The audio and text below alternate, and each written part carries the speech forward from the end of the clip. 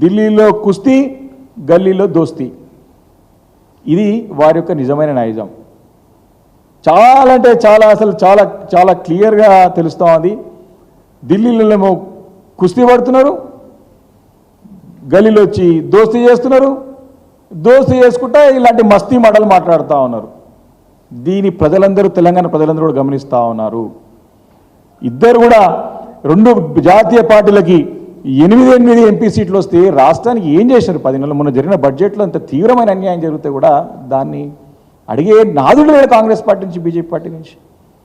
తెలంగాణ గురించి అడిగాల్సినటువంటి బాధ్యత ఈ ఎంపీల పైన లేదా? ఈరోజు చెప్పాల్సిన అవసరం ఉన్నది. వారు నిజంగా కూడా కేంద్ర హోంశాఖ మరి మంత్రిగా ఉన్నారు. వాళ్ళు మంత్రిగా ఉన్నప్పుడు రాష్ట్రానికి ఏం చేస్తామని చెప్పాల్సిన అవసరం ఉన్నది కదా. చెప్పకపోగా వారిని ఈ రకంగా ముఖ్యమంత్రి గారిని వారు రోజు వారిని వెనకేసుకుంటూ వారు చేసిన పనులన్నీ సమర్థించుకుంటూ కాంగ్రెస్ పార్టీ కంటే ఎక్కువగా ఈ సహాయ మంత్రి, ముఖ్యమంత్రి రేవంత్ రెడ్డి సహాయ మంత్రి బండి సంజయ్ మాట్లాడుతూ ఉన్నాడు.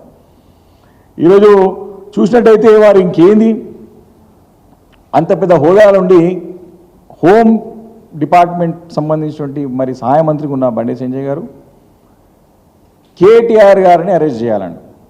ఎందుకు అరెస్ట్ చేయాలి? 8-9 సంవత్సరాల నుంచి 10 సంవత్సరాలుగా తెలంగాణ రాష్ట్రాన్ని అభివృద్ధి చేసేందుక, హైదరాబాద్ నగరాన్ని మరి అన్ని రకాలుగా అభివృద్ధి చెంది అన్ని కోణాలు అభివృద్ధి చేసి మరి లక్షల కోట్ల రూపాయల పెట్టుబడులు తెచ్చి అనేక సంస్థలను తీసుకొచ్చి 25 లక్షల ఉద్యోగాలని మేము ఇక్కడ అందించినటువంటి ఘనత మాకున్నది. అందుకు అరెస్ట్ చేయాలనా? అక్కస్సు కక్కుతూ ఉన్నారు. బురదలే ప్రయత్నం, చిల్లర రాజకీయం.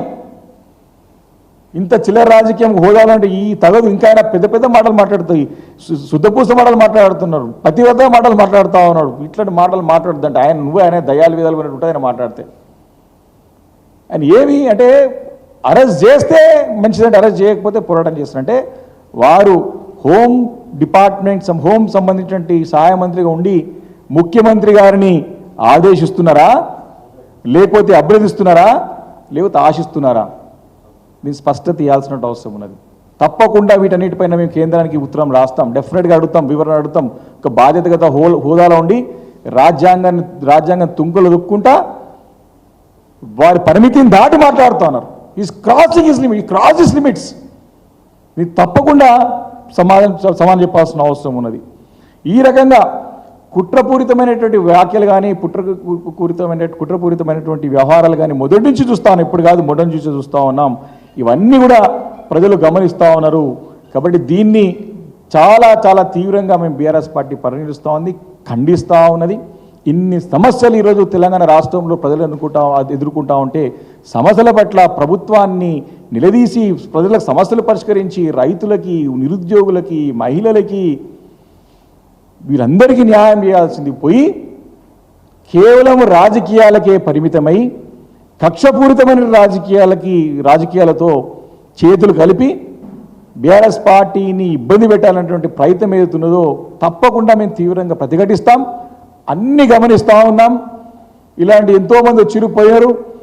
ఇది కేసీఆర్ గారి నాయకత్వంలో మాకు కొత్తేం కాదు.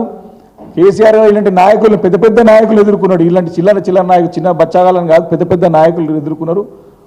మా నాయకత్వానికి కాలు గోటికి సరిపోరు ఈ నాయకులు, మాట్లాడే నాయకులు చెప్తా ఉన్నా. కాబట్టి దీన్ని చాలా తీవ్రంగా మేము ఖండిస్తూ ఉన్నాం, ప్రతిఘటిస్తాం. తప్పకుండా ప్రజలు గమనిస్తూ ఉన్నారు. మేము ఈ అన్ని అంశాలన్నిటి కూడా, ఇన్ని అంశాలు ఈరోజు చెప్పిన అనేక అంశాలు నేను జస్ట్ నేను అవుట్లైన్ చెప్పిన అనేక ఇష్యూస్, రాష్ట్రంలో అనేక ఇష్యూస్ ఉన్నాయి, సమస్యలు ఉన్నాయి, ఇబ్బందులు ఉన్నాయి. ఎన్నో హామీలు ఇచ్చినారు. ఈరోజు పెట్టుబడులు పోతూ ఉన్నాయి, నిరుద్యోగులు ఇబ్బంది పడుతున్నారు, రైతులు రోడ్ల పైనకి వస్తున్నారు, ఆత్మహత్యలు పెరుగుతూ ఉన్నాయి, మహిళలకు దిక్కు అసలు అనేక మొత్తం రాష్ట్రం అంతా కూడా అతలాకుతలం అయిపోయి అంతా కూడా అస్తవ్యస్తంగా తయారవుతూ ఉన్నది. అవినీతి పెరిగిపోయింది. అవినీతి బునాదులపైన ఏర్పడిన ప్రభుత్వంలో అవినీతి పెరుగుతూ ఉన్నది. రోజుకి ఢిల్లీకి కప్పం కడతానికి టైం సరిపోతా ఉన్నది, వాళ్ళ పదవులు కాపాడుకునే టైం సరిపోతా ఉన్నది. దానికి తోడు బీజేపీ నాయకత్వం, మీ పదవుల్లో బాధ్యతలు పదవులు ఉన్నవాళ్ళు ఈ రకంగా వాళ్ళకి వత్తాసు పలకడం అనేది ప్రజలు గమనిస్తున్నారని చెప్పేసి సందర్భంగా నేను బండి సంజయ్ని తీవ్రంగా హెచ్చరిస్తూ, తన యొక్క పరిధిని దాటి మాట్లాడారు. కాబట్టి తప్పకుండా ఈ వివరణని కేంద్రంలో ఉన్నటువంటి హోంశాఖ మంత్రి గారితో పాటు ప్రధానమంత్రి కూడా ఖచ్చితంగా ఉత్తరం రాజుపోయి వారి సమాధానం రాబడతామని చెప్పి సందర్భంగా మనవి చేస్తా ఉన్నాను. Thank you. అసలైన తొలి వెలుగు Follow WhatsApp at Toli Velugu Official.